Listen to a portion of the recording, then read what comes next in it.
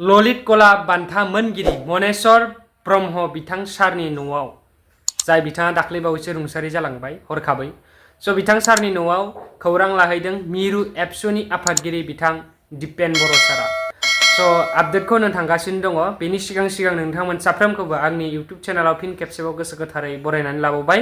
थ' नोंथांमोना नायगासिनो दङ नरुन्स ब्लग्स इउटुब चेनेल आरो आं जाबाय नरुन केरकाटारि बेनि अनार। थ' जायफ्रा चेनेलाव दिनैसो फार्स्ट टाइम भिजिट खालामदों चेनेलखौ साबस्क्राइब आरो साफ्रोमखौबो भिडिअखौ लाइक खालामनानै होलांनो थाखाय मिजिंथिबाय। जेब्ला लाइक खालामगोन आंबो थुलुंगाखांनाय मोनगोन आरो गोदान थाबैनो भिडिअसफोर आपल'ड खालामनो आंनि गोसोआबो रंजाखांनाय मोनगोन। स' भिडिअखौ शेयार खालामनानै हो जाहाथे बयबो बर' रायजो राजाफ्रानो नुनो हायो आरो भिडिअखौ फुल नायजोब बेनि उनाव कमेन्ट हरनो दाबाव। मिजिंथिदों फैबाय थानाय समाव जोंनि चिरां जिल्ला एबसु बिजनि दख'रा आरो जोंहा इउनिट कमिटि आरो गुबुन गौथुम आफादफोरा ज' लोगो नांनानै बिथांनि सारादुखौ मोजाङैनो जों खुंफुंनो हागोन। लोगोसेयैनो बिथांनि गासै कन्ट्रिबिउसनखौ लानानै उननि समाव जोङो मोनसे प्लेनिं आरो पलिसिनि गेजेरजों हाबा मावोब्ला बियो जोंनि हारिनि थाखाय मोनसे गोजोर खामानि जागोन। इयुननि हाबाफारिफोरखौ जोङो ज'यै बयबो लोगो नांनानै मावफुंलांनो हागोन होननानै आङो बेखिनिखौनो बुंबाय। मनेश्वर ब्रह्म दाख्लैबावै हरखाबै जि जायगायाव बिथाङा गोलाव सम सार्भिस होदोंमोन सासे गोख्रों आरो राफोद आर्टिस्ट महरै हरखाबै बिथाङा रुंसारि जायो। बिथांनि हरखाब रुंसारि जानायखौ गोथौयै दुखु मोननाय आं गिबियावनो फोरमायबाय आरो बिथांनि सोरगोआरि जिउमाया आलो गोजोनै जाहाथे थानो हायो बिनि थाखाय आफा इसोरनि खाथियाव आर'ज गाबदों।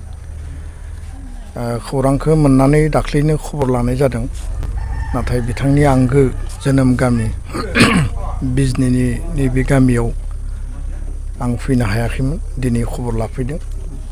बिथांनि आंगो अनजालि बिसि आरो फिसाज्ला आरो मनेश्वर ब्रह्मनि जि फंबायफोर दङ गामिनि आरो न'खरनि बिथांमोनजों ज' जों सावरायदों।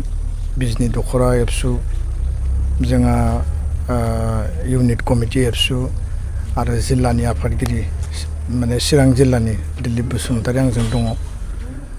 थारैनो जोबोद दुखुनांथाव आरो अबथिरा माने बे जोंनि गिदिर खहा होनना बुंनांगोन।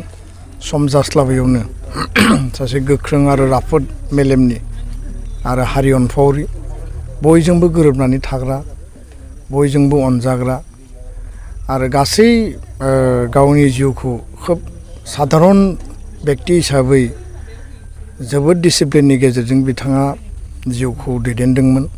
समाजनि थाखाय हारिनि थाखाय बावसोमनानै खामानि मावदोंमोन। नाथाय बिथाङा अबथिरायै बे बुहुमखौ नागारलांबाय। बिथांनि जिखिनि सोरजिलांनाय बिथांनि जिखिनि कन्ट्रिबिउसन बिथाङा जिखिनि हाबा मावलांदों बेखौ जोङो गोजोर खालामनानै लाखिनांगोन। आरो बेखायनो दिनै जि बिथांनि जिउआव लोगो मोननाय साफ्रोमबो बेक्तिफोरा बिथांखौ खबर लाफैदों आरो जोंहाबो माहारियारि आफाद हिसाबै एबसुआ बिबान दङ, गुबुन गौथुमफ्राबो बिबान दङ।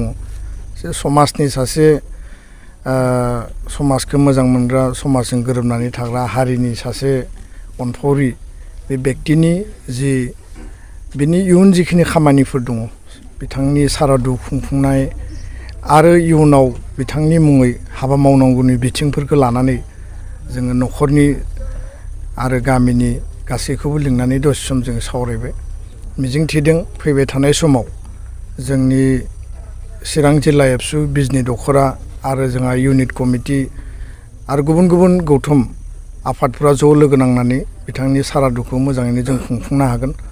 लोगोसेयैनो बिथांनि गासै कन्ट्रिबिउसनखौ लानानै उननि समाव जोङो मोनसे प्लेनिं आरो पलिसिनि गेजेरजों हाबा मावोब्ला बियो जोंनि हारिनि थाखाय मोनसे गोजोर खामानि जागोन। इयुननि हाबाफारिफोरखौ जोङो ज'यै बयबो लोगो नांनानै मावफुंलांनो हागोन होननानै आङो बेखिनिखौनो बुंबाय। गोजोन्थों।